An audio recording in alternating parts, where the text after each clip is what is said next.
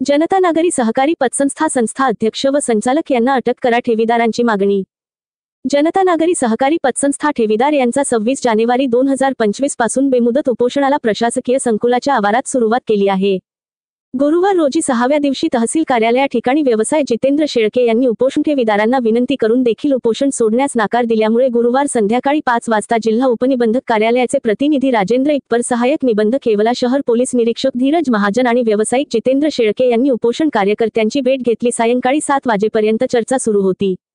मात्र ठेवीदार यांनी सर्व संचालक आणि संस्थापक अध्यक्ष यांना प्रथम अटक करावी आणि संस्थेचे व्यवसाय जितेंद्र शेळके यांची जागेवर स्थानिक अधिकारी देण्यात यावा याचा आग्रह धरला, त्याशिवाय उपोषण सुटणार नाही असा निर्धार सर्व उपोषण कार्यकर्त्यांनी व्यक्त केला। या उपोषणकर्ते यांच्या वतीने संतोष मोरे, अनिल सोनवणे, कायस्थ परदेशी यांनी अधिकाऱ्यांशी चर्चा केली।